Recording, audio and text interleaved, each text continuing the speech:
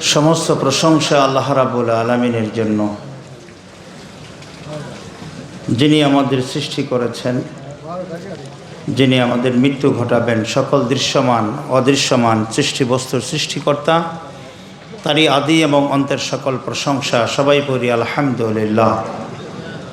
অসংখ্য দরুদ ও সালাম সৈয়দুল মুরসালিন, ইমামুল মুরসালিন, রাহমাতুল লিল আলামিন জনাবে মুহাম্মদুর রাসূলুল্লাহ সাল্লাল্লাহু আলাইহি ওয়াসাল্লামের প্রতি, অন্যান্য নবী আলাইহিস সালাতু ওয়াস সালাম, আল্লাহ রাব্বুল আলামিনের মুকাররাবিন ফেরেশতাবৃন্দ, সাহাবা কিরাম রাদিয়াল্লাহু তাআলা আনহুম আজমাইন, আশারায়ে মুবাশশারা, শহীদ শহীদান, ওলি আল্লাহ, বুজুর্গানেদের, মুমিন মুমিনা, আমাদের দুঃখিনী মা বাবা, আমাদের পীর ও মুর্শিদ ইমামুল আউলিয়া সৈয়দনা শেখনা মুর্শিদনা ওসিলাতিনা প্রাণপ্রিয় মুর্শিদ কেবলা হজরত মোহাম্মদ মামুনুর রশিদ বিরামপুরি আব্বা হুজুর কেবলা রহমতুল রহপাকে আল্লাহর পক্ষ থেকে অজস্র ধারায় সকল উৎকৃষ্ট দরুদ ও সালাম বর্ষিত হতে থাক। সবাই বলে আল্লাহুম্মা আমিন।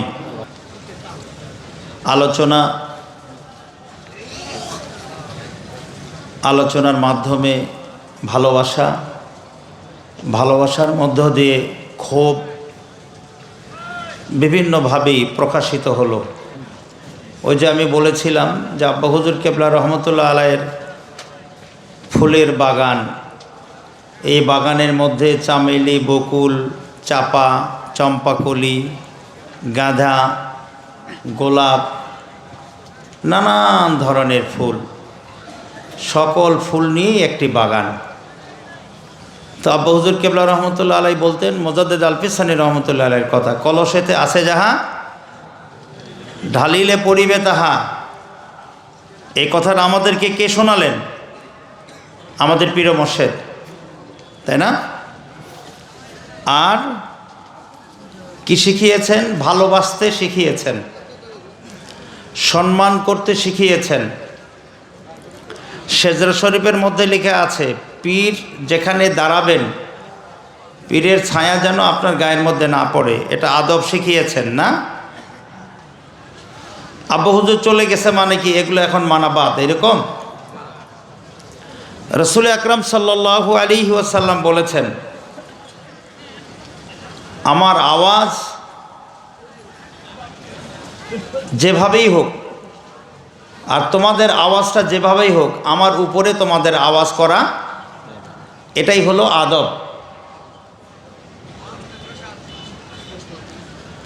আর নবী আসবেন আমাদের মাঝে, আব্বা হুজুর কেবলা আর আসবেন আমাদের মাঝে, কিন্তু এই কাজ কি বন্ধ থাকবে? এই কাজ চলমান থাকবে না? কাদের মাধ্যমে? আব্বা হুজুর যেমনটি সহজ ভাষায় বলতেন, প্রতিচ্ছবি, প্রতিবিম্ব, অনুরূপ। কোরআনের ভাষাটা অনুরূপ। কি? আল ওলামা ওয়ারাসাতুল আম্বিয়া। কারা? মাদ্রাসায় পড়লেই, মাদ্রাসায় না পড়লে ওয়ারাসাতুল আম্বিয়া হওয়া যাবে না? আমার পীর সাহেব মাদ্রাসায় পড়েছেন, তিনি ওয়ারাসাতুল আম্বিয়া হননি? শুধু কি ওয়ারাসাতুল আম্বিয়া? না, তিনি মুজাদ্দিদ ছিলেন, সংস্কারক ছিলেন। কিন্তু এই বিরামপুরের অনেক মানুষ জানেই না সে কথা। যেদিন আব্বা হুজুর কেবলা ওফাত হয়ে গেলেন, ইন্তেকাল করলেন, সেই দিন বিরামপুরবাসী বুঝতে পেরেছিল যে আমার মফিজ দাদুর একজন ছেলে, সে এত বড় আল্লাহওয়ালা মানুষ, হাজার হাজার মানুষ আসছে তার জানাজায় শরীক হবার জন্যে। আরে খবর রাখিস তোরা, বিরামপুরে মানুষ বলা বলি করতেছে। তো কালকে রাহাবার কাউন্টারে বসা ছিলাম, আপনাদের এখানে ভাদুরিয়া বোধহয় জায়গা আছে, ওখানে একটা মাহফিল ছিল। সেই মাহফিলে প্রধান মেহমানকে প্রশাসন উঠতে দেয়নি। তো উনি বলছে, আলহাজ আমিনুল ইসলাম বলছে, আমিও সেই মাহফিল শুনতে গেছিলাম। তো তারপরে কি হলো, না উঠতে দিল না, ঘুরে আসছি। তো আপনার কাছে কি মনে হলো? তো ওরা তো জামাত ইসলাম করে, এরা তো ওরা জানে না, এদের মাথার মধ্যে ভিন্ন জিনিস ঢুকছে। অবশ্য কথাটা খুব পছন্দ হয়েছে আমার। তো বলছে, শোনেন মুকুল ভাই, আমি তো আলেম নয়, আপনাদের সাথে ওঠা বসা করে চলাফেরা করে আমার একটু জ্ঞান অর্জন হয়েছে। সেই জ্ঞানে আমি বুঝি যারা আউলিয়া কেরামদের মন্দ বলবে এরা অপদস্থ হবে। আমার কথাটা খুব দিলের মধ্যে লাগলো। আমি বললাম যে এই ধারণাটা জন্মালো কেমনে আপনার? কই যে আপনাদের সাথে সাথে থাকে আমার এটা জন্মাইছে। কথাটা কিন্তু খাঁটি কথা। আর জামাত ইসলাম মানে কি? সাহাবীদের দোষচর্চাকারী। রাজনীতি তো আমরা করি না, রাজনৈতিকভাবে তাদের সাথে আমাদের কোনো দ্বন্দ্ব নাই। আমাদের দ্বন্দ্ব হলো ইসলামের ক্ষেত্রে, আকীদাগত বিষয়ে। তো ফলেই যেহেতু আর পীর আমাদের আব্বা হুজুর কেবলা আর এখানে এসে ওয়াজ করবেন না, তিনি ওয়াজ করে গেছেন। রাসূল আরবি সাল্লাল্লাহু আলাইহি সাল্লাম তিনি ওয়াজ করে গেছেন, আল ইয়াউমা আকমালতু লাকুম দীনাকুম ওয়া আতমামতু আলাইকুম নি'মাতি ওয়া রাদিতু লাকুমুল ইসলামা দীনা। এই আয়াত শুনে সাহাবীরা একে অপরের দিকে তাকাতাকি করছে। কি ব্যাপার? পরিপূর্ণতা হলো, তার মানে কি হুজুর চলে যাবেন? হ্যাঁ, কাজ শেষ হয়ে গেলে তো এখানে আখেরি মোনাজাত হবে না? আখেরি মোনাজাত হওয়ার পর কি আপনাকে বলতে হবে যে আপনি গাড়ি স্টার্ট করেন? কি বলতে হবে? আপনার ড্রাইভার গাড়ি স্টার্ট করবে। আসার সময় তো টিকিট কেটেই আসছেন। যারা ফিরবেন, যারা রিজার্ভ বাস আনেন নাই, তারা টিকিট কেটে ফেলছেন না? কিন্তু আমাদের কি মনে আছে আমরা এই ভূমিষ্ঠ যে হয়েছে, আমরা যে চলে যাব, আমরাও টিকিট কেটে ফেলেছি? মনে আছে আমাদের? মনে নাই। আজান আর একামত হওয়ার পর আর কতটুকু সময় থাকে? ডান কানে আজান, বাম কাঁধে একামত হয়ে গেছে না? টিকিট কেটে আসছি। আমি আমার নির্ধারিত সময়ের মধ্যে শেষ করব ইনশাআল্লাহ তাআলা। যে কথাটা বলছিলাম সেই কথাটা হলো, যেইটা শেষ হয়ে গেছে, যেটা চলে গেছে, এইটা তো আর ফিরে আসবে না। যে সম্পদ আব্বা হুজুর কেবলা রহমতুল্লাহ রেখে গেছেন, সেইটাকে আমাদের মূল্যায়ন করতে হবে। কিভাবে করতে হবে? যেমনটি করে আব্বা হুজুরকে করতাম। প্রতিচ্ছবি বলে গেছেন না আব্বা হুজুর? প্রতিবিম্ব বলেছেন না আব্বা হুজুর? এবং নিকটতম খানকার সঙ্গে ঘনিষ্ঠ যোগাযোগ রাখার জন্য বলেছেন। আব্বা হুজুর যে ওসিয়তগুলো করে গেছেন, এগুলো মানবেন, তাহলেই তরিকা করা হবে। এগুলো না মানে যতই ভাব দেখান, ওই হাল বলেন আর কোদাল বলেন, কোনো লাভ হবে না। আব্বা হুজুর যা বলে গেছেন তা মানবেন, তাহলেই তরিকা করা হবে। অনেক আলোচনায় আব্বা হুজুর অনেক কথা বলেছেন। আমরা যারা আব্বা হুজুরের সঙ্গে ঘনিষ্ঠভাবে মিশেছি, যোগাযোগ করেছি, চলেছি বিভিন্ন দেশ বিদেশে, খুসুসান কিছু কথা আমরা শুনেছি। তো এই জন্যই সকল ভাইদের উদ্দেশ্যে এবং আমাকেও আমি বলছি, এই জন্য আমি বারবার বলি, আব্বা হুজুর এতগুলো লিখনি কিতাব লিখে গেলেন, খামাখা না, আমাদের কল্যাণের জন্য।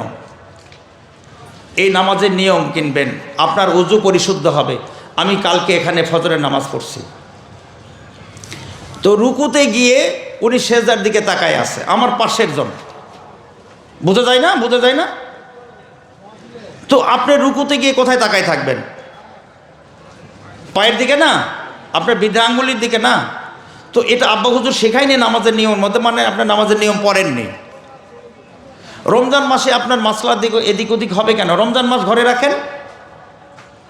আব্বা হুজুর কোন সাইডটা রেখে গেলেন, কোনটা বাদ রেখে গেলেন? ইসলামের বিশ্বাস কিভাবে করতে হবে, ইসলামে বিশ্বাস পড়েন। জিকির কিভাবে করবেন, আল্লাহর জিকির পড়েন। দাওয়াত কিভাবে দিবেন, পথ পরিচিতি পড়েন। ছোট্ট একটা পুস্তিকা যদি আপনি গুছিয়ে কথাগুলো বলতে পারেন, আপনার আহলে সুন্নাত ওয়াল জামাতের আকীদা অনুযায়ী তরিকার দাওয়াত দেওয়া হয়ে যাবে। হবে না? হবে না? তো আপনি এগুলো পড়বেন না, তাহলে কি কেমনি হবে? তরিকা কিভাবে করবেন? ফলে আক্ষেপ নয়, ভালোবেসে বলতেছি, এগুলো আমাদের পড়ার দরকার, এগুলো আমাদের জানার দরকার। তবে আব্বা হুজুরকে জানতে পারবার, আব্বা হুজুর যে সম্পদগুলো রেখে গেছেন, এগুলো থেকে আহরণ করার চেষ্টা করেন। বাঁকা দিকে দেখলে পাওয়া যাবে না কিছু। বাঁকা দিকে দেখলে কয়টা দেখায়? একটাকে কয়টা দেখবেন? মাতালের মতো দেখবেন, দুইটা তিনটা দেখবেন। আর যদি সোজা তাকান, একটাই দেখবেন, দুটাই দেখবেন। কথা বোঝাতে পারলাম? ফলে আব্বা হুজুরের সকল খোলাফা বৃন্দদের, বিশেষ করে আব্বা হুজুরের রক্ত যাদের শরীরে, তাদের আওয়াজের উপরে যেন আওয়াজ না হয়, তাদের চাহনির উপরে যেন চাহনি না হয়, এই আদব রক্ষা করে চলেন। খুব অল্প সময়ের মধ্যে অনেক দুষ্প্রাপ্য জিনিস অর্জন হয়ে যাবে। যেমন ভালোবাসার বিষয় তো আদান প্রদান, আপনার চোখের দিকে তাকিয়ে যদি বোঝে, আমার চাচা হুজুর, আমার খলিফা হুজুররা যদি বোঝে যে আহা তার চেহারার মধ্যে কি আকাঙ্ক্ষা নেওয়ার, উনি ঢেলে দিবেন না? অবশ্যই দিবেন। আল্লাহ আমাদেরকে বুঝে শুনে তরিকার আমল করা তৌফিক আতা করুন। আল্লাহ আপনাদের সুস্থ হায়াত নেক দান করুন। চাচা হুজুররা সহ, খোলাফা বৃন্দ সহ, বর্তমান পীর মোর্শেদ সহ সকলের সুস্থ নেক হায়াত আল্লাহ দান করুন, আল্লাহুম্মা আমিন।